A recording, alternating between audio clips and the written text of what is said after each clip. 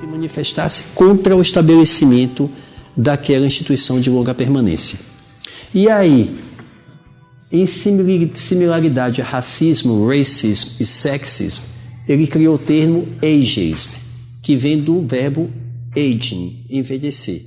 Então seria um preconceito pelo fato de nós estarmos ficando velhos, independentemente de sermos homens, mulheres, sermos brancos ou pretos, de qualquer classe socioeconômica ou preferência sexual. E aí ele fala que o ageísmo poderia ser visto como uma estereotipização sistemática e discriminação das pessoas por serem velhas. Simplesmente é isso. Você categoriza aquela pessoa pela idade sem saber dos outros atributos que essa pessoa possa ter. Então, a faixa etária era o principal determinante daquele indivíduo. Bom? E ele via o ageísmo manifestado em uma grande variedade de fenômenos, tanto a níveis individuais como a níveis institucionais. E ele se manifestava na criação de estereótipos e mitos, desprezos, o simples evitar do contato e práticas discriminatórias em moradia, que é o que estava vivenciando na época, emprego e serviços de todos os tipos. Tá bom?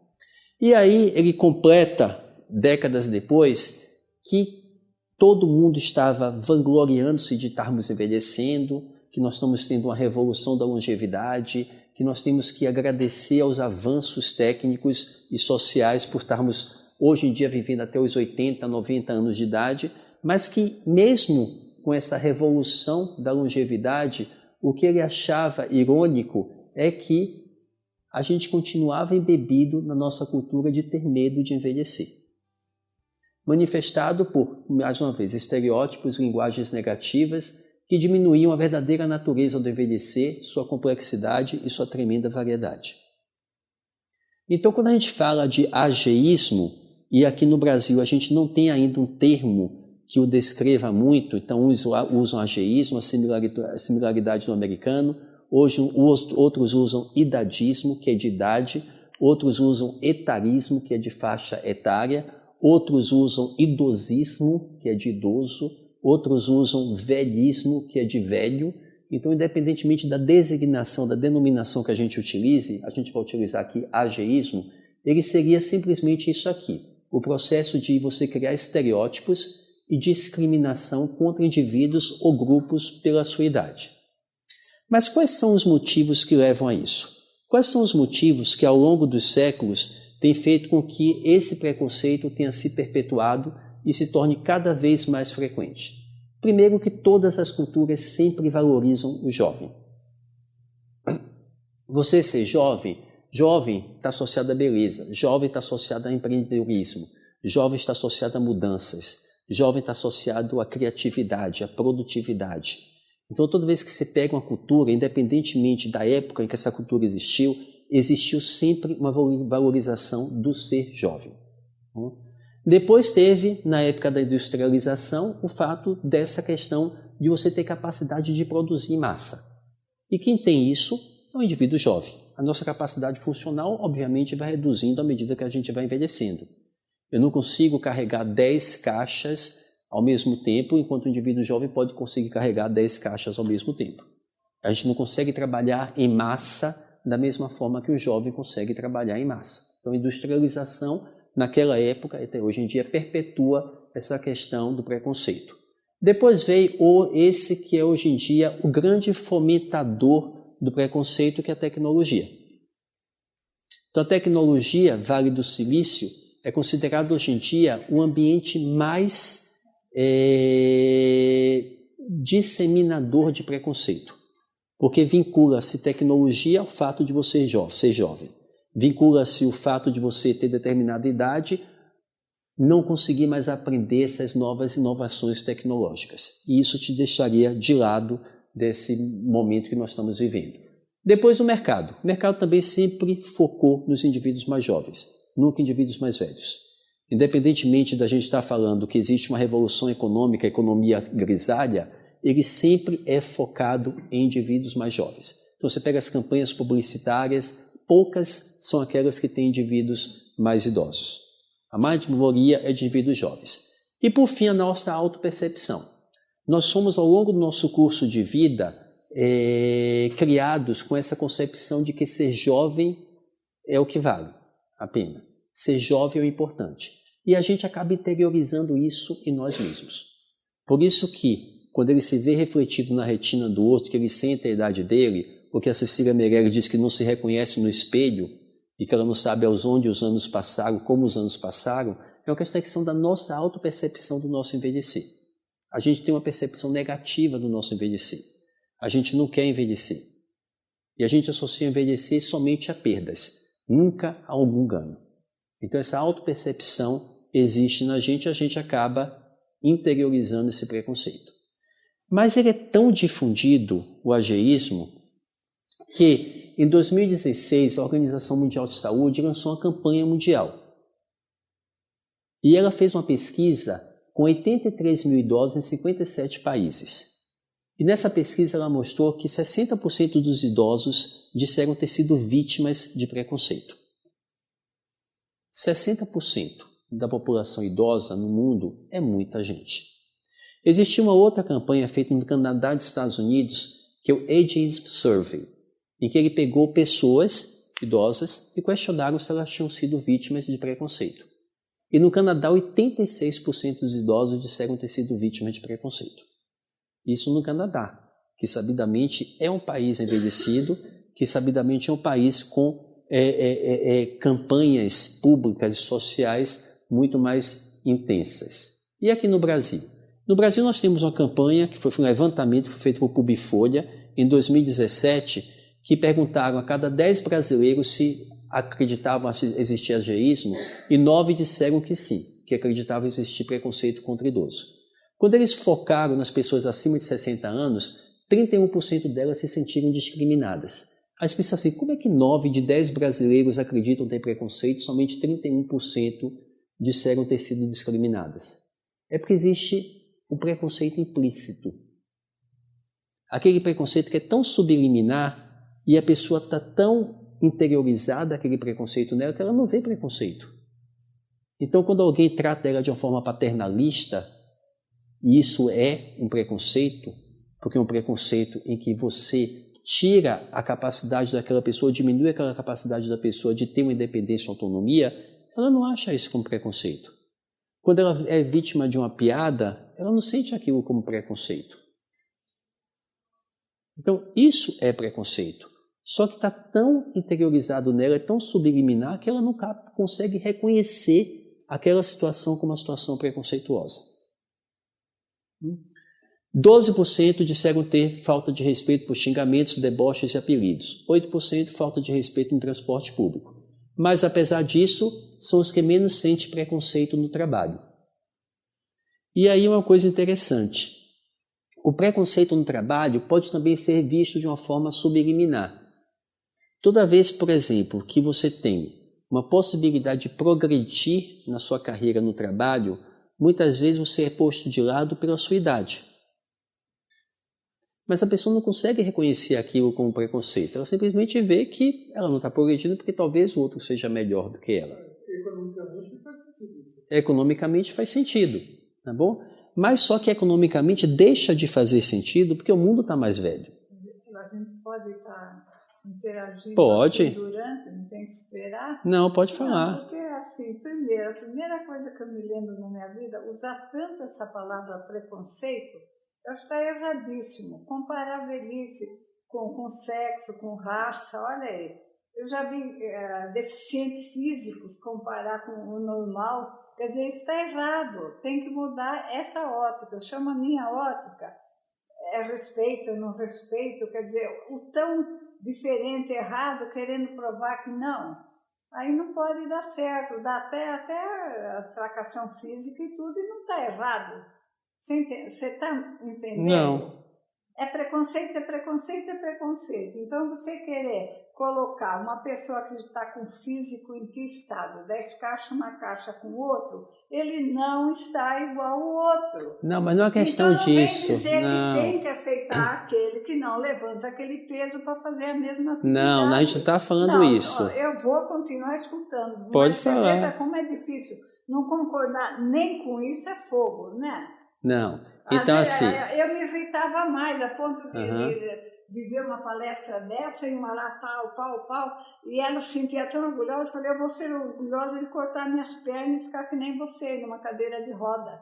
De tanto que exige do que não está, do que está naquela situação. Não. Eu acho... Pode ser não, que a gente tá... Eu sei. É desgraça anunciada. Eu, por exemplo, eu não gosto de velhice. Se tem gente que vê assim, não vê, o que não é? Não é, eu não era bonitona, papai, não tô. Então eu tenho que ser a primeira a reconhecer. Agora, eu vou botar a culpa na humanidade porque eu envelheci, a maioria até aceita, não é como está aí, não. Aceita, porque é isso, papai, e a maioria fala, que Deus fez o mundo, eu sou ateia, do bem, só mas sou. Então, papapá não era para envelhecer, papapá ali discute que velhice é doença, ali que não. Então eu levo em alternativa, eu prefiro recobrar, então, o que a gente fala... novo. Agora eu interiormente, que se é alma, espírito, energia, cada um, eu não estou velha. Olha, eu separei, aí não me pesa. Não sou eu que estou velha, é o corpo físico que está. Que está é a condição climática. Então, é o que a gente tem que saber... Senão vai ficar nesse tá bom. Então, mas o que eu acho que assim, achar a beleza da velhice. Qualidade. Não, uma coisa outra que então, tem, mas as partes sem que não preconceito. tá, quando a gente fala, é você querer aceitar o outro.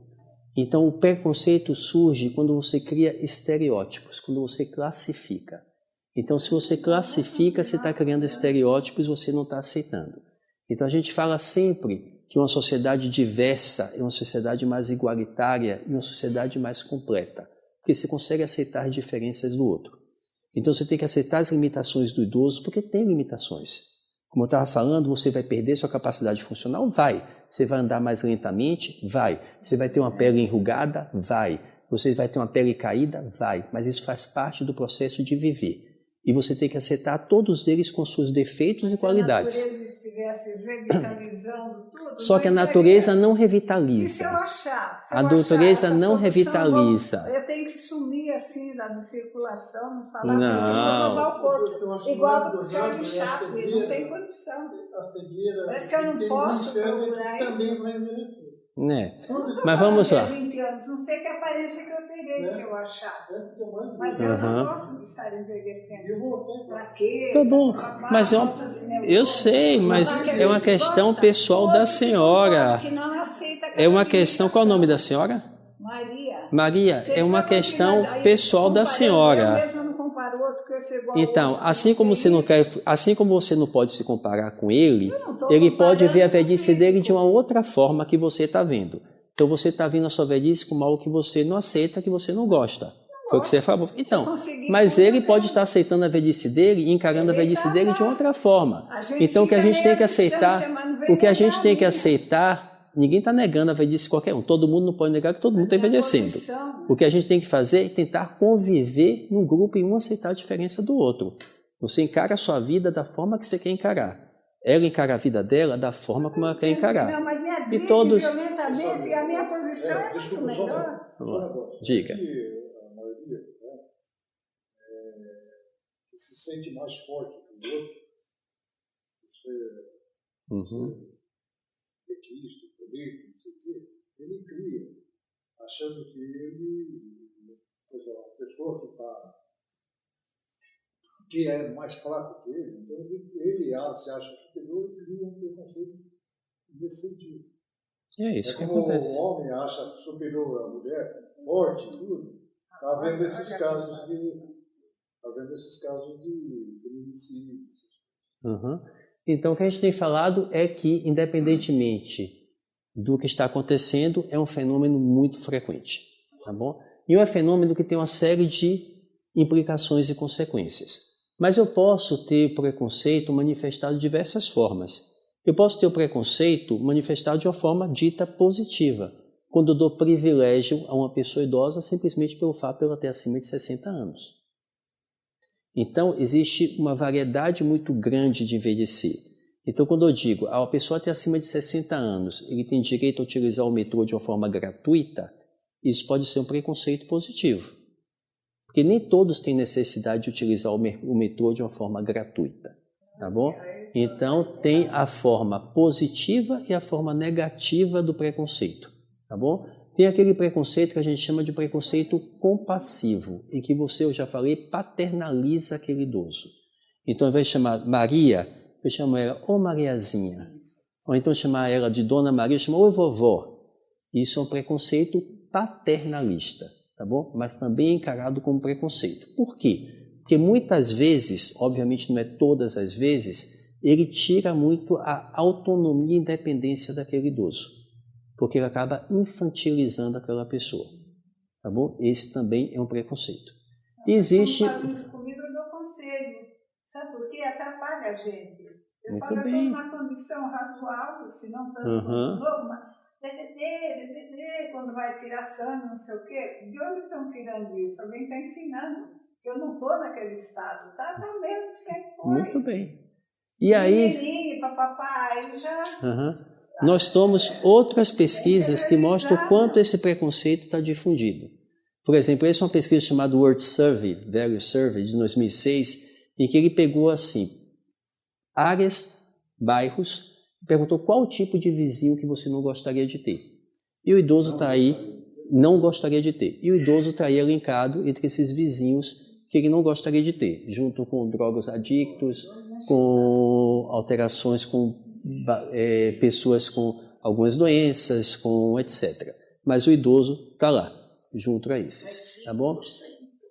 Mas está elencado. Não, dentro dessa população avaliada. Então, comparando assim, não 5% dentro dos vizinhos, não, 5% dessas características avaliadas. Tá bom? E, obviamente, existe outras formas de você verificar preconceito. Por exemplo, uma delas é o preconceito institucional. Então, a instituição tem um preconceito contra aquele indivíduo idoso. Isso está manifestado em diversas instituições. Uma delas são nas ofertas de emprego. Então, quando você pega empregos vagas que são ofertadas para pessoas de 65 anos acima, você tem um percentual de 0,5%, 1%, ou seja, muito poucas vagas são oferecidas para essa população que está envelhecendo. Isso aqui não é somente acima de 65%. Se você pega acima de 50%, o número já cai significativamente. Até concurso público. E uma outra instituição que não deveria acontecer preconceito, que acaba acontecendo, é a instituição de saúde.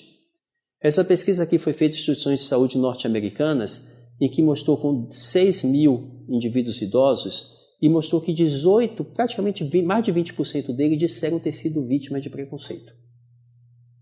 E como é que é manifestado esse preconceito na instituição de saúde? De diversas formas. Você acaba não pedindo exames, que seriam exames necessários, você retarda a marcação de uma consulta, você não indica medidas terapêuticas que são indicadas por os mais jovens, simplesmente porque o indivíduo tem uma determinada faixa etária, ou você, como a maioria dos estudos médicos, não admite pessoas acima de 60 e 70 anos de idade. Isso é uma forma de preconceito. E o que esses estudos mostraram é que o indivíduo que sofre preconceito, quando ele compara a questão de incapacidade, eles têm um risco maior de ficarem incapacitados quando eles são acompanhados ao longo do tempo. Bom? Então, nós temos situações em que não só são situações do ponto de vista pessoal, mas situações institucionais em que aquele preconceito está ocorrendo. Tá bom? Então, como eu falei, menos exames preventivos, menos consultas de rotina, atraso na prescrição de tratamentos e atraso na solicitação de exames. E quais são os impactos, além dessa perda da funcionalidade que eu já comentei com vocês, que acontece quando a pessoa é vítima de um preconceito? E aí nós temos diversos, né? Nós temos situações em que a Organização Mundial de Saúde mostrou que esses indivíduos acabam tendo um risco maior de isolamento e depressão. Nós temos estudos que acompanharam indivíduos por cerca de 20, 30, 40 anos, que mostram que... Pode ser. Que mostram que esses indivíduos têm um risco maior de ficarem demiciados. Você tem alteração no hipocampo, que é a região do cérebro que está associada ao quadro de demência. Você tem o número de depósito de placas de amiloides que estão associados à doença de Alzheimer. Então, esses indivíduos que sofrem esse tipo de preconceito, eles acabam tendo um risco maior de doenças crônicas. Você tem outras doenças crônicas que já também foram feitos estudos que acometem mais esses indivíduos, porque esses indivíduos ficam submetidos a uma situação de estresse mais aumentada. E esse estresse, ele acaba gerando um processo inflamatório que está associado ao aparecimento dessas doenças. Então, os indivíduos têm mais doença cardiovascular, eles infartam mais. Tem mais doença respiratória. Inclusive, a forma como você encara o seu envelhecer está associada a um risco maior de você ter essas doenças crônicas. Então,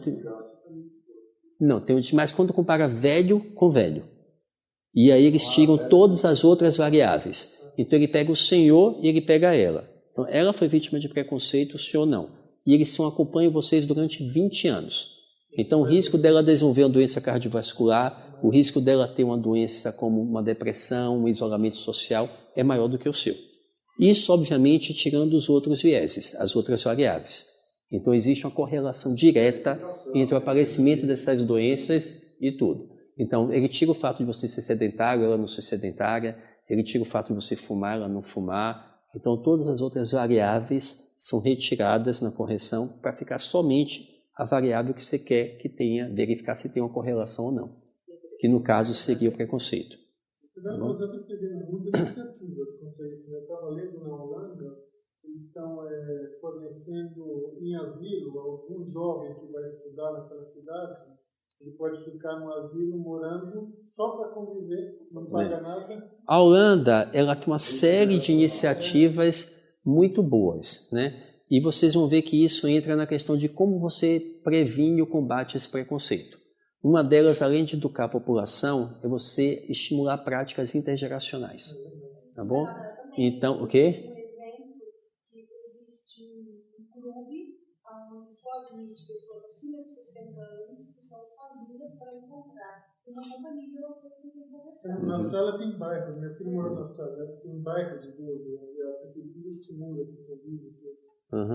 Então, são várias medidas que estão sendo tomadas no mundo, né? E justamente por isso, né, a gente tem o seguinte, mensagens positivas do envelhecimento. Se você começa a estimular aquela população ao longo do curso de vida, mostrar que envelhecimento não é doença, que envelhecimento vai estar associado, obviamente, a uma perda da capacidade funcional, vai estar associado à presença de cabelo branco, presença de rugas, mas não necessariamente envelhecimento significa você ficar demenciado. Não necessariamente envelhecimento significa você ficar incapacitado. Não necessariamente envelhecimento significa você perder a sua independência. Que envelhecer pode continuar sendo uma fase produtiva da sua vida. Isso que tem que ser passado. Isso tem que ser passado ao longo do curso de vida, não é esporadicamente. E uma forma de você passar isso, além de educar, é você manter o convívio. Convívio entre diferentes gerações. Tá bom? Então, essas são formas que você tem de combater. Mas o ageísmo tem uma grande outra implicação. Ele reduz a nossa expectativa de vida. Então, essa redução está associada a cerca de um span de 7,5 anos. E é similar, por exemplo, a um outro fator de risco, que é, por exemplo, o tabagismo. O ageísmo tem o mesmo impacto que você fumar uma carteira de cigarro ao dia em relação à expectativa de vida, de redução de expectativa de vida. Ou seja, tudo isso por si só já mostra o impacto desse preconceito. Então é isso que a gente está falando, tá bom? E ele é um preconceito que ele é muito permissivo e é muito violento porque ele incide contra a característica biológica sua. Você não pode mudar o fato de você envelhecer, porque todos envelhecerão. Não é questão de você querer ou não. É uma questão de que vai acontecer. Vai acontecer com todos nós. Tá bom? E isso é importante. Então vamos lá.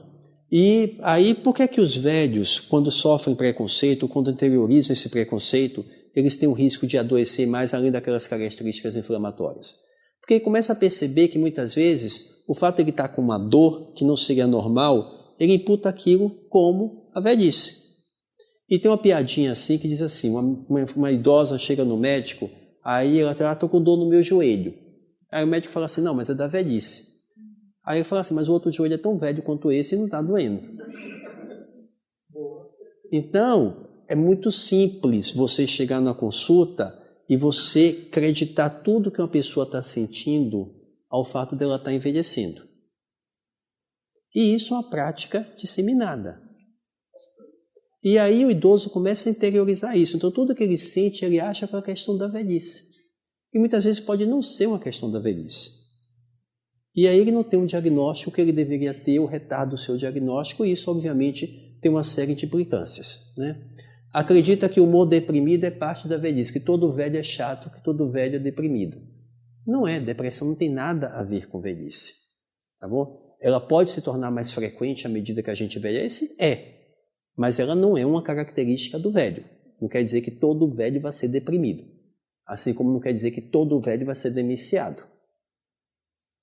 Não é difícil da gente aceitar, porque eu aceito com tanta naturalidade que isso não me afeta em nada. Ou seja, eu entendo que é assim, não adianta. Mas isso é a visão que cada um tem do seu envelhecer. Então tem gente que tem uma visão positiva do envelhecer, tem gente que tem uma visão negativa do envelhecer. Por exemplo, esse Baltimore Study, ele pega pessoas e ele faz uma coorte norte-americana, então eles observam essas pessoas ao longo de décadas. E eles lançaram um estudo há mais ou menos uns 5 anos, que eles pegaram esses indivíduos e no início do estudo eles perguntaram: o que você acha do envelhecer? E aí eles foram pontuando aqueles indivíduos, estratificando aqueles que tinham uma visão positiva daqueles que tinham uma visão negativa. E eles acompanharam esse indivíduo por 40 anos. E eles verificam que aqueles que tinham uma visão positiva, eles tiveram menos risco de ter doença cardiovascular do que aqueles que tiveram uma visão negativa. Então, isso, o psicológico afeta muito a forma como a gente vê a vida. Eu posso ver a vida pegando um copo de água que está na metade, posso ver que ainda tem uma metade, eu posso ver somente que já metade já passou. Então, tudo isso é uma forma de você ver a vida. Tá bom? E existe, obviamente, um ramo da psicologia que só estuda isso, que é a psicologia positiva. Que ela tenta mostrar como o fato de você ver uma coisa por um ângulo mais positivo impacta completamente diferente em tudo na sua esfera, tanto mental como física, do fato de você ver aquilo somente pelo lado negativo. Mas o próprio profissional que trabalha com idosos tem assim uma série de problemas. Tanto educador físico, médicos. Eu fui há pouco tempo no ortopedista. Aí, conversando com ele, ele falou: a senhora precisa praticar esportes. Eu falei: pratico esportes. Ele falou: pratica nada. Quero ver se a senhora sabe fazer tal exercício. Eu cheguei e falei: faço melhor que o senhor. Eu falei, porque o profissional tem que parar com essa coisa de achar que o idoso é carente. Ah, quer que eu te ajude? Não, não quero. Mas isso é o preconceito paternalista isso, que a gente acabou de falar. É o profissional, é o profissional. que trabalha. Não, eu não quero. Não. Nossa, tem gente Diga. assim, está carregando demais. No metrô, em toda... Eu tenho um exemplo que talvez, às vezes, começa bem. Há 10 anos atrás, eu estava com 60 anos, o netinho com 8. Eu fui atravessar a rua, eu tinha acabado de vir do Japão, fui atravessar a rua e ele pegou na minha mão. Deixa eu ajudar. O que entende uma criança de 8 anos quando ele começa um preconceito? Não, eu acho que aí você tem que tentar diferenciar um pouco. Eu acho que você tem que tentar diferenciar. Então, tentar diferenciar. Ele pode ter tido um cuidado maior com você, porque você é o avô dele, ele deve ter observado alguém fazer isso com uma pessoa mais velha. Eu acho que isso não é questão de preconceito. Isso é questão de cuidado, de gostar.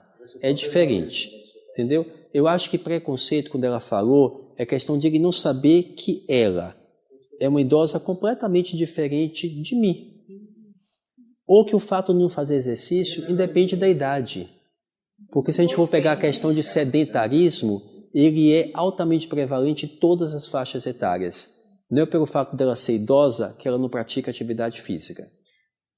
Então, inatividade física independe da idade. A questão aí é que você tem de generalizar. Ele criou um estereótipo na cabeça dele que ele acha que todo idoso não pratica atividade física. Então, a partir daquilo, ele lançou esse estereótipo nela. Ele a viu como uma idosa Consequentemente, ele já sabe que é uma idosa que não pratica atividade física, ou que é uma idosa não produtiva, ou que é uma idosa deprimida. São estereótipos que você cria na sua cabeça. Agora resta saber por que esses estereótipos são criados. Porque esses estereótipos determinam as atitudes que nós tomamos. Então, por que esses estereótipos são criados?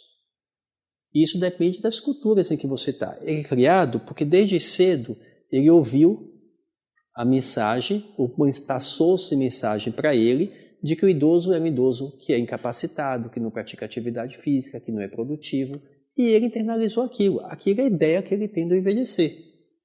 E ele vai passar a atitude dele de acordo com a ideia que ele tem. Entendeu? Mas uma pessoa de 8 anos, um cuidado, é um cuidado. Isso não quer dizer que seja um preconceito. Preconceito é quando você generaliza. Então, das grandes lições da questão de envelhecer, você achar que o idoso é todo um grupo homogêneo, todo mundo é igual. Você acha as crianças diferentes uma da outra, você acha o adolescente diferente um do outro, você acha o adulto diferente do outro, mas quando chega na questão do velho, você considera tudo igual. Criança e velho, né? Criança e velho você tem que considerar tudo igual. Então toda criança é criança. Não tem as características individuais e singulares de cada um deles. Todo velho é velho. Mas eu acho que nós, idosos, temos que mudar a conduta. Por exemplo, tem velho que fala, eu estou ceguinho porque eu tenho que usar óculos para enxergar. Aí eu sou até ríspida. Como ceguinho? Você tem 60 e pouco, é normal uma pessoa ter que usar. Então, o preconceito, o próprio idoso tem preconceito. Tem, é o autopreconceito. Muito, tem que mudar muita coisa. Uhum. E você falou uma coisa, intergerações, que é esse convívio. Eu frequento o SESC, tem muito esse convívio de intergerações. Faz eu aprender, eu não estou aqui só para ensinar, eu tenho que aprender com o moleque, com o jovem. Precisa mudar isso.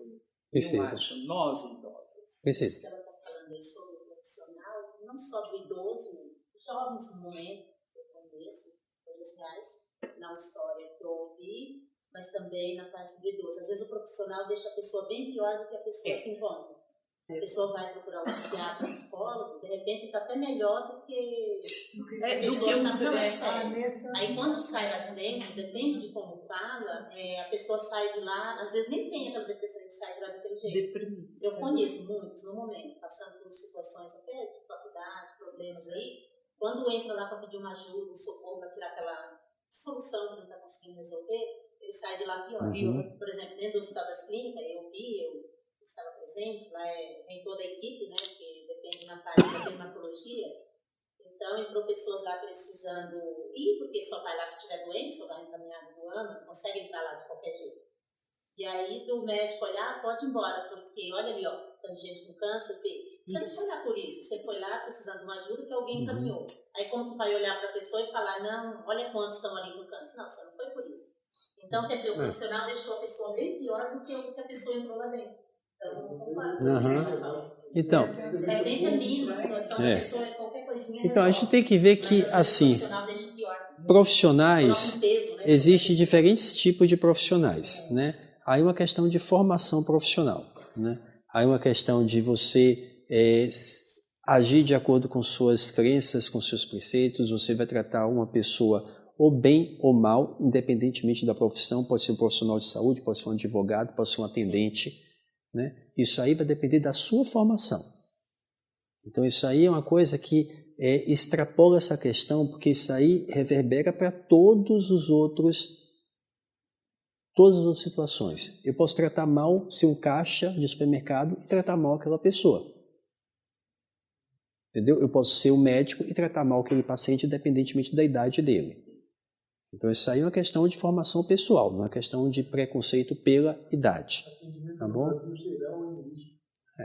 Mas vamos lá. E aí, como eu falei para vocês, existiu ao longo do século esses fomentadores do preconceito. Primeiro foi a industrialização, a cultura do jovem que persiste até hoje, a questão do mercado, e hoje em dia é um grande fomentador da tecnologia. Tá bom? a tecnologia, existe um abismo, acredite-se, entre o idoso e a tecnologia. O próprio idoso se acha incapaz de aprender algo tecnológico. Ele se considera incapaz de lidar com um aplicativo ou com um computador, porque aquilo foi colocado na cabeça dele também. Entendeu? Ele acha que não vai conseguir aprender. Isso, obviamente, inibe. Qualquer pessoa que vai com aquele preconceito em relação a alguma coisa, aquela ideia preconcebida, ela não consegue, obviamente, avançar na aquisição daquele conhecimento. E aí tem algumas frases que justificam isso. Primeiro, Mark Zuckerberg falou que as pessoas jovens são as pessoas mais inteligentes. Por isso que ele só quer jovem trabalhando com ele. Esse aqui, o Vidno Koskela, falou que as pessoas acima dos 45 anos basicamente morrem em termos de novas ideias. Ou seja, que acima de 45 anos você não pode ser mais criativo, você não é mais criativo. O Graham falou que o ponto mais doce é quando você está no meio dos seus 20 anos de idade. Tá bom? E aí você tem a pesquisa da Associação de Aposentados Norte-Americanos, que mostra que 64% dos norte-americanos entre 45 e 60 anos já experimentaram discriminação no trabalho pela idade. O que é isso, Vale do Silício? Vale do Silício é uma região que você tem ali na Califórnia, onde estão concentradas todas aquelas indústrias tecnológicas. Então, a Google, a Amazon, estão todos lá. Acabam determinando isso assim. Então, existe essa ideia de que o jovem sempre é o valor da sociedade. Então, o jovem é o produtivo e carrega o velho nas costas. Ele está sustentando o velho. O jovem é o criativo, o velho já não tem mais nenhuma criatividade. E isso vai perpetuando, né? Vai aumentando de ano a ano. Então, existiu, você já sabe da IBM, né? Então, IBM. Então, a IBM sempre foi considerada... sempre foi considerado um marco norte-americano, porque era uma indústria, assim, uma zona de diversidade. Ele sempre caracterizou assim, você entra na IBM, você só sai da IBM aposentado, que a IBM acolhe todos. Só que a nova gestão fez o quê? Pegou todos os indivíduos acima de 45 anos, cortou todos. Utilizando uma ou outra justificativa, essas pessoas foram despedidas de um dia para outro. E eles fizeram uma festa de ano de congraciamento, e o IBM eles botaram IB Millennials. Então, existe na própria organização norte-americana uma tentativa de mostrar que o indivíduo acima de 45 anos já não é mais um indivíduo produtivo, que é um indivíduo que não tem mais capacidade de criar. Também, economicamente, não é uma questão de retorno. Você investe num de 20, ele vai durar 40 anos. Você investe num de 45, ele vai durar 15. Então, você fala que... Não é questão, sabe por quê? Porque ele já investiu no de 45 anos. Né? Ele já formou o de 45 anos. E o de 20, ele vai estar sendo formado agora. Se você compara um indivíduo de 45 de 20 anos e pega assim, quem é mais fiel ao seu ambiente de trabalho? O de 45 anos, não é o de 20. O de 20, ele tem em média X empregos em X anos, muito maior do que o de 40 anos de idade. Então, o indivíduo mais velho é de uma geração em que ele tinha mais fidelidade ao trabalho. Ele entrava ali e ele ficava. E ele tinha um vínculo mais forte com o trabalho também. Ele que vestia mais a camisa daquela instituição em que ele estava. Entendeu? O que está acontecendo é que a população está envelhecendo. Independentemente de você querer investir só nos indivíduos de 20 e 30 anos, a população está envelhecendo. E para a economia é necessário que essa população acima de 50 e 60 anos se mantenha economicamente ativa. Para a sociedade também. Essa adaptação ao novo,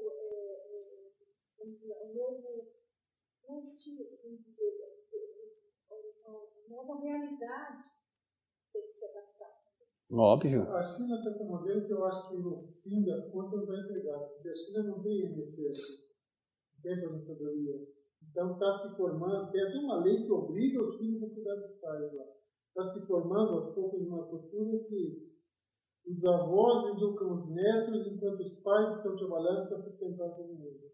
Eu acho que é legal, porque os avós têm mais experiência. Não é assim, isso aí não é. O que está acontecendo na China são vários fenômenos, né? Então, na China é o seguinte, como eles ganham muito pouco, eles têm que manter um capital, eles resolveram morar todos juntos por uma questão de poupança, né? Como também o filho tem que trabalhar, quem é que vai ficar em casa com o neto? Ele não tem como pagar uma outra pessoa. Então é mais fácil o avô ficar cuidando do neto do que contratar outra pessoa. Eles economizam porque eles precisam da poupança. Porque eles não recebem nada de aposentadoria. Então a aposentadoria vai depender do que eles pouparam ao longo do curso de vida. Que é o que vai acontecer aqui. Mas já está acontecendo. Né? Que já está acontecendo. Então a partir de agora da reforma, você vai receber cada vez menos. Então você tem que poupar para você ter uma velhice adequada. E aí, para você poupar e ter uma velhice adequada, você precisa economizar de todos os lados. Então, não dá para eu pagar uma babá para cuidar do meu filho. Quem é que vai cuidar? A mãe que não faz nada. Então, cuida a avó para cuidar do filho. A pessoa religiosa acredita até que é melhor. Não veio para junto de Deus, do céu, cuidar da lá. Não tem ninguém. Depende de outra coisa. Não acredita nada, porque quando eu comecei a iniciar a religião, até virei até, antes não era nem para cá nem para lá. Aí o que eles falam assim sobre a morte, né?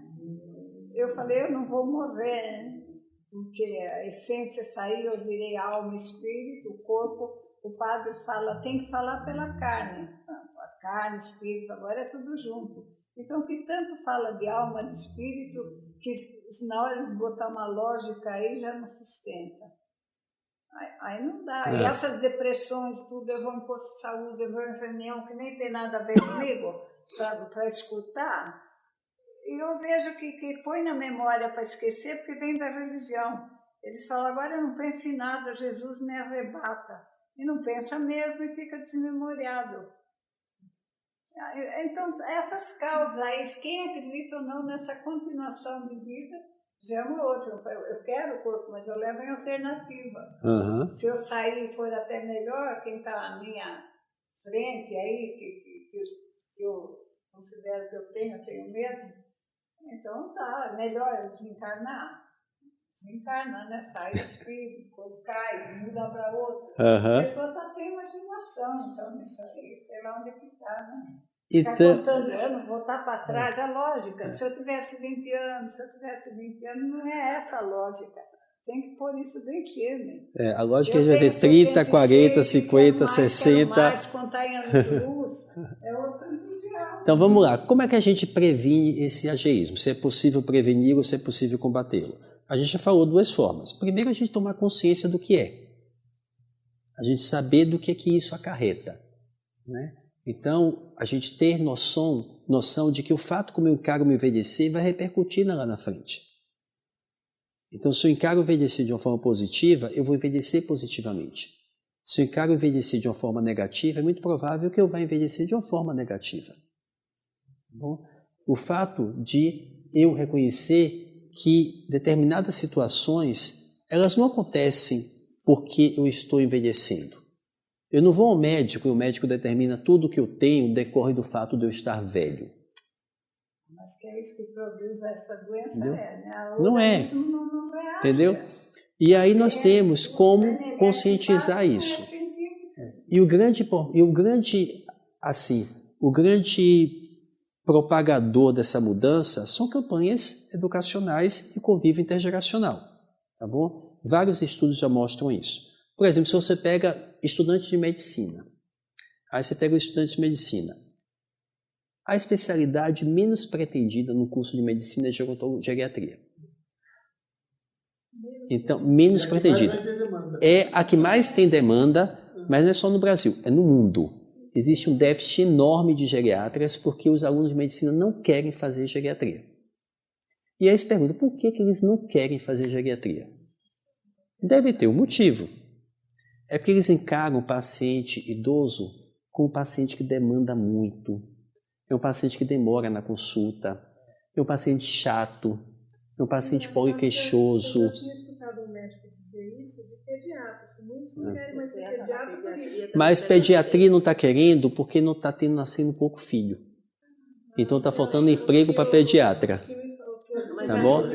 Como faltou emprego para pediatra, os médicos começaram a fazer menos pediatria, começou a ter falta de pediatra no mercado. E aí os plantões começaram a pagar mais para pediatra. Aí começou a ter gente fazendo pediatria. Mas em caso de geriatria, isso é há décadas. Nós temos uma falta imensa de geriatras. E por que acontece? Muito por causa da visão do médico do paciente geriatra, é essa que ele tem. Tá bom? Que velho é chato, que demora na consulta, assim como tem moço chato, que tem criança chata, entendeu? Tem velho que se acha muito. Não é, eu tenho uma médica dermatologista, ela exige um respeito, porque como ela é mais jovem, porque dermatologia tem bastante idade, então quer mandar nela, né? Como se, assim, essas pessoas mais velhas querem mandar no médico mais nova, então ela impõe respeito, aceita aquele paciente ou não. Ela é a doutora. Então, o que os estudos mostraram é o seguinte: como é que a gente faz em relação ao estudante de medicina para sensibilizá-lo a se tornar, a aplicar mais para a carreira geriátrica? Vamos botar ele em contato com pessoas idosas, para ver se ele cria um outro modelo de envelhecer na cabeça dele. Vamos fazer com que eles tenham uma educação maior a respeito do que envelhecer. E eles pegaram grupos diferentes. Então eles pegaram aqueles em que eles educavam, colocavam em contato com um paciente idoso ao longo do curso médico, e essas pessoas que tiveram contato mais com idosos, que foram mais educadas nas questões geriátricas, elas acabaram aplicando mais para a carreira de geriatria. Então a questão de você educar é uma questão de você sensibilizar e você romper com esses estereótipos que você já traz há muito tempo. Isso não é uma culpa dele. Isso é questão de algo que foi passado para ele e que ele criou isso. Em determinado momento da vida, a gente cria esses estereótipos. Tá bom? Quando nós somos muito jovens, 8 anos, 10 anos, você é o herói do seu filho, do seu neto. Neto adora a avó, neto adora avô. Mas a partir de determinado momento da adolescência, ele começa a criar uma outra visão da velhice. E esse antagonismo com a velhice, ele atinge o seu ápice por volta dos 50, 40, 50 anos de idade. Que é quando você está se aproximando da velhice que você tenta mais fugir dela. Então, existem diversos estudos também sociológicos que mostram que o ápice do preconceito pelo idoso acontece por volta dos 45 a 50 anos de idade. É aí que as pessoas são mais preconceituosas.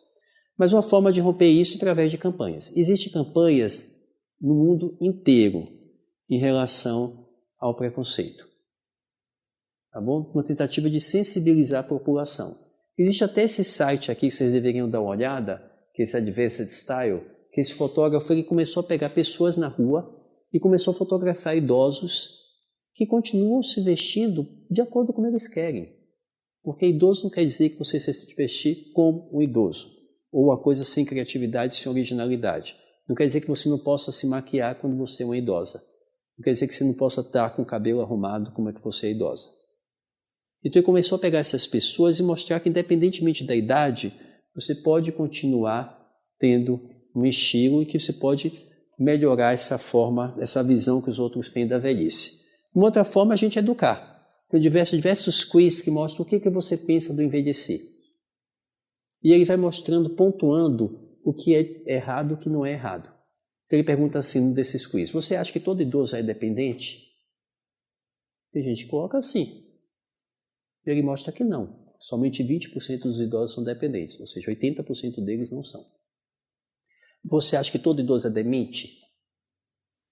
Tem gente que associa, nós estamos criando uma cultura do medo em relação à demência. Se você tem 30 anos e esquece o nome de uma pessoa, você nem liga porque esqueceu o nome de uma pessoa. Agora, se você tem 60 e esquece o nome de uma pessoa, você já fica preocupado. Nossa, será que eu estou ficando com Alzheimer? E Alzheimer se tornou o fantasma de todo mundo. Né? Todo mundo vai ter demência, todo mundo vai ter Alzheimer. Não. Se a gente pega indivíduos acima de 80 anos, 20% tem Alzheimer.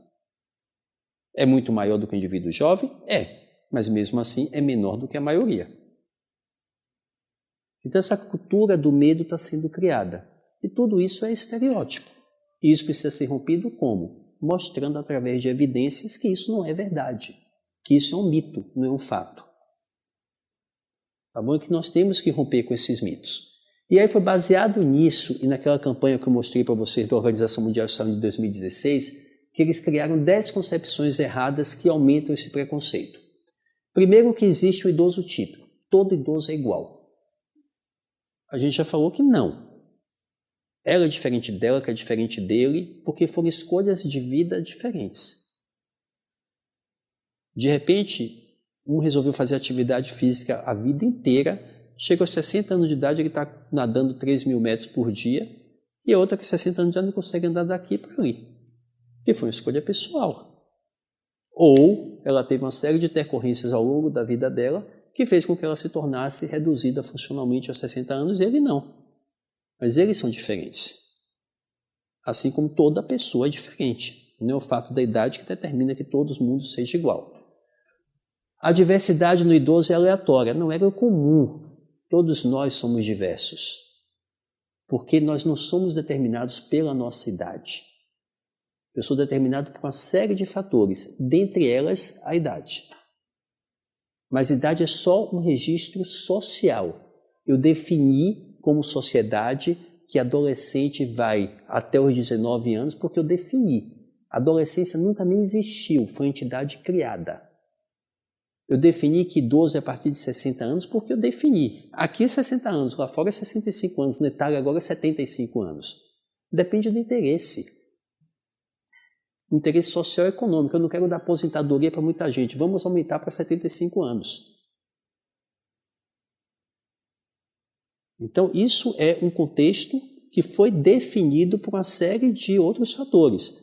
Mas não porque a partir de 60 anos eu tenho um relógio biológico que mostra que a partir de 60 anos meu coração começa a falhar, eu começo a ter artrose, eu começo a ter... Não. Isso é uma evolução. Todo idoso é dependente. A gente mostra que a maioria não é. Mesmo aqui no Brasil, que é um país tão diverso, a taxa de dependência é alta, é 22%, mas é 22%. Não é 78%. O envelhecimento populacional aumentará enormemente os custos com saúde. Obviamente, à medida que a gente envelhece, a gente tem uma prevalência, uma frequência maior de doença crônica. A nossa receita acaba sendo muito menor do que a nossa despesa. Mas não aumenta enormemente os custos de saúde. O que a gente tem que focar é na forma como a nossa população está envelhecendo. Porque envelhecer é um custo de vida. A minha limitação funcional, o aparecimento de doenças, depende de como eu vivi a minha infância, como eu vivi a minha adultidade, aí eu vou ter a velhice, como eu vou viver a minha velhice.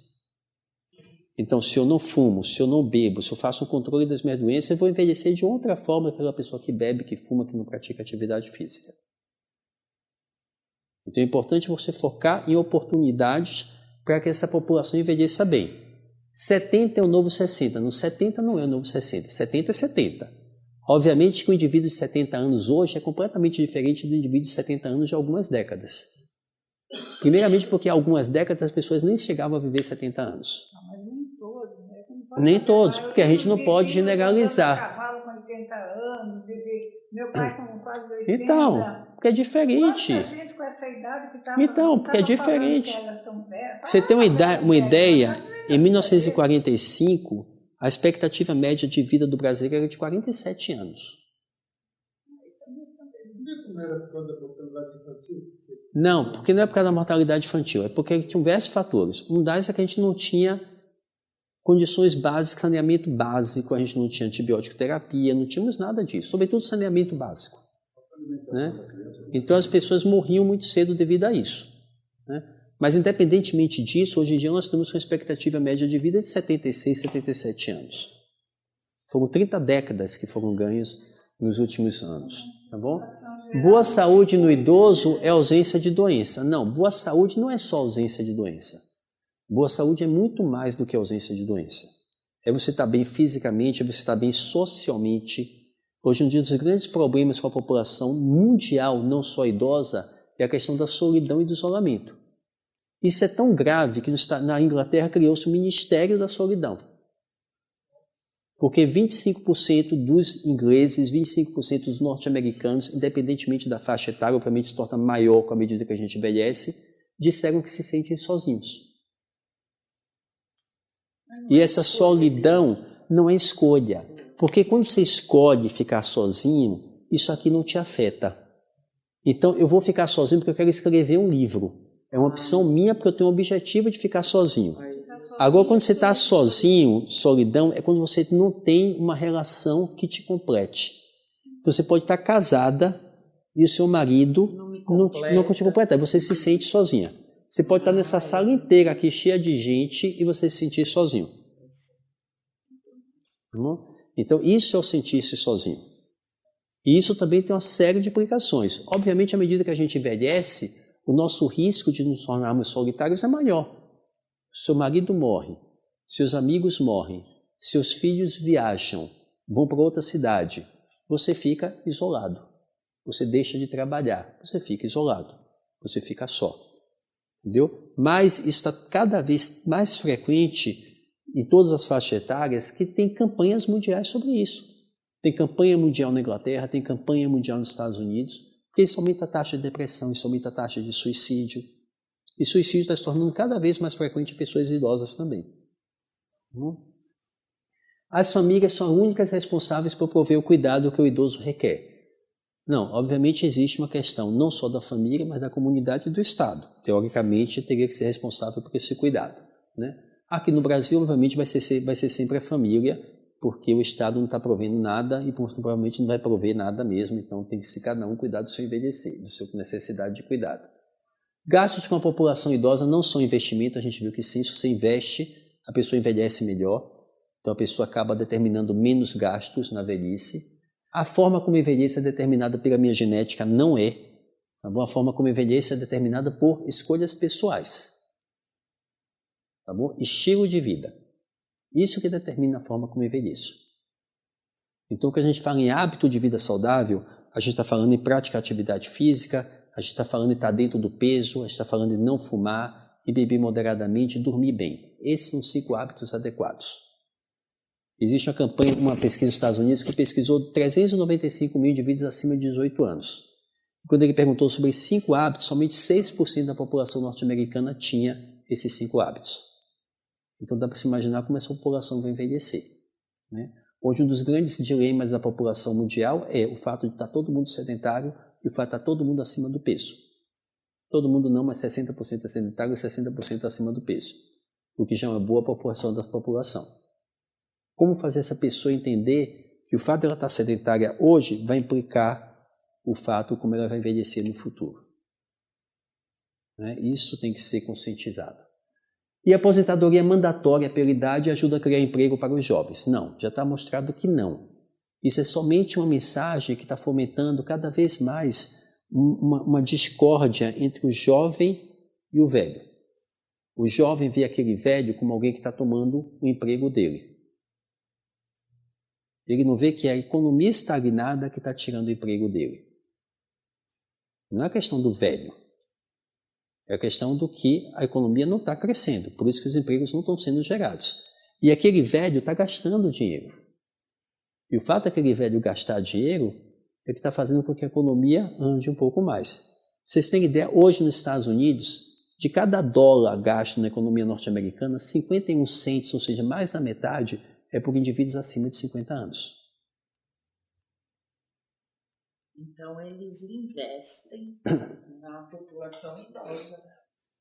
E aqui tem que ter isso. Aqui tem que ter. Mas os Estados Unidos também não é um modelo não para a gente. Né? Se a gente for pegar em Finlândia, Dinamarca, Suécia, isso sim são modelos de países que a gente tem que mirar. Mas não os Estados Unidos. Então, o que é que a gente tem que passar para romper esses mitos? Que o envelhecimento é um processo natural, que a experiência é insubstituível, que o envelhecimento representa diversidade, assim como toda a faixa etária, que o preconceito é tão inaceitável quanto o preconceito pela raça, o preconceito pelo sexo, o longo passado é tão valioso quanto o longo futuro, que o ageísmo é o último dos preconceitos vistos pela sociedade, que ele lentifica as reformas de saúde necessárias, que o ageísmo em medicina representa menos, pior e muitas vezes nenhum tratamento, que o ageísmo afeta desproporcionalmente mais mulheres. Por que afeta mais mulher? Porque a mulher vive mais que o homem. E a mulher tende a envelhecer de uma forma mais ruim do que o homem. tá bom? Ela acaba envelhecendo com mais doença, ela acaba envelhecendo com menos recursos financeiros. Sobretudo a população que está envelhecendo hoje da mulher, porque muitas pararam de trabalhar quando casaram e tiveram filhos. E aí ficaram sendo mães e dependendo do marido. Muitas tentaram reingressar no mercado de trabalho, mas já não estavam mais capacitadas para o mercado de trabalho. Então não eram atraentes para o mercado de trabalho. E aí ficaram dependendo do marido. O marido morre, ela fica com a pensão, que é uma pensão mínima. Então ela tem o preconceito de ser velha, ser mulher e ser pobre. Será que se a mulher trabalhasse ao mesmo tempo que o homem, ela ia viver a mesma coisa? Ninguém sabe, né? Muitas vezes acredito, por que a mulher vive mais? São vários fatores. A mulher se cuida mais desde sempre. Porque a mulher vai sempre ao ginecologista desde que ela tem 12, 13 anos de idade. E aí ela vai ao ginecologista anualmente. O homem nunca vai. O homem falar que está doente, cansado, não vai. Não vai. O homem não vai ao urologista, o homem não se cuida. Para você fazer homem participar de um trabalho científico, a maior dificuldade, você pega o trabalho científico, 70% é mulher, 30% homem. Não vai. Aí tem outra questão que a gente falou agora da solidão e do isolamento social. A mulher é muito mais sociável do que o homem, ao longo de toda a vida dela. Se você pega, por exemplo, Universidade Aberta à Terceira Idade, 80% dos alunos é de mulher, tudo é mulher. Vale de Terceira Idade, é tudo mulher. Turismo, é tudo mulher. Então elas socializam mais, elas se cuidam mais, elas socializam mais. E existe uma questão biológica também que diz que para a evolução da humanidade, a mulher ela sempre foi mais essencial do que o homem. Primeiro porque ela tem que gerar. Depois que ela gera e ela entra no declínio sexual da produtividade, ela tem a questão de ser necessária para cuidar da prole da filha dela, do filho dela. Então isso é uma questão que eles acham que, do ponto de vista biológico, pode justificar a maior longevidade da mulher. Mas a mulher, habitualmente, ela tem hábitos melhores do que o do homem, por isso que ela acaba vivendo mais, ela se cuida mais também. Mas em média 5 a 7 anos de diferença de expectativa de vida entre um e outro. Okay? E aí o ageísmo, ele destrói o nosso sentimento de autossuficiência, de autopreservação, né? E o ageísmo legitimiza o abuso. Isso aqui era um filme que tinha que passar, mas não está passando. E essa aqui é uma campanha que a gente vai lançar e que vai ter atividade aqui no Selma também, no final de outubro, que é uma campanha de conscientização, prevenção e combate ao ageísmo. Então aqui são duas mãos, que elas só se diferenciam simplesmente pelas marcas da idade, entendeu? O fato não diferencia em nada elas. E aqui aqueles mitos da Organização Mundial de Saúde que têm que ser combatidos, tá bom? Então nós chamamos essa campanha de Orgulho Prateado, tá bom? Vai ser uma campanha que vai ser feita em outubro, tá bom? As pessoas não têm que ter vergonha de ter cabelo branco, não tem que ter vergonha de ter ruga, não tem que ter vergonha de ter nada. Eu estou rindo do Orgulho Prateado porque eu criei tenho página no Facebook, no Instagram e canal no YouTube, justamente para fazer esse tipo de campanha, só que eu chamei de Orgulho 60 mais. Muito bom, vamos juntar. E as atividades são várias. A gente vai fazer um hashtag em que a gente vai perguntar ao idoso se ele já sofreu algum preconceito e que tipo de preconceito e onde, para ele deixar o relato. A melhor forma de você verificar isso é ouvindo depoimentos, tá bom? Nós vamos fazer a vinculação disso na Rádio USP, na TV Câmara, no site da USP Aberta, aqui no próprio Selma. Nós temos uma parceria com a Liga Solidária e com a Prefeitura de São Paulo. Nós vamos estar fazendo aqui um simpósio, isso no dia 30 de outubro, sobre preconceito e direitos humanos. Então nós vamos trazer uma pessoa para falar sobre direitos humanos de um aspecto geral, depois vamos falar sobre o papel dos direitos humanos do idoso no mundo, aqui o papel dos direitos humanos e idoso aqui no Brasil e no estado de São Paulo, focando no Estatuto do Idoso, tá bom? E vamos conversar um pouquinho mais sobre preconceito. Vamos ter uma exposição, a exposição vai estar aqui antes, que é o Olhar 60 Mais, é uma exposição fotográfica e nós fizemos uma chamada pela USP Aberta, em que 30 fotos foram selecionadas e que mostram o olhar que aquele idoso tem daquela arquitetura, daquela pessoa, daquela natureza, porque a forma como eu vejo um prédio é completamente diferente da forma como ela vê esse prédio. E muito dessa forma de ver tem que ver com as experiências dela, com o que ela valoriza ou com o que eu valorizo. São cursos de vida diferentes. Então foram 30 fotografias de pessoas idosas acima de 60 anos que vão estar sendo expostas aqui. E isso vai começar no dia 20 de setembro até o dia 20 de outubro, tá bom? Vai ser nessa sala aqui ao lado, espero que vocês participem, tá bom? Nós vamos fazer também atividades nesses parceiros, nas ILPIs desses parceiros, envolvendo jovens, envolvendo adolescentes, tá bom? Para ter essa questão da intergeracionalidade, tá bom? E nós estamos lançando uma cartilha de preconceito.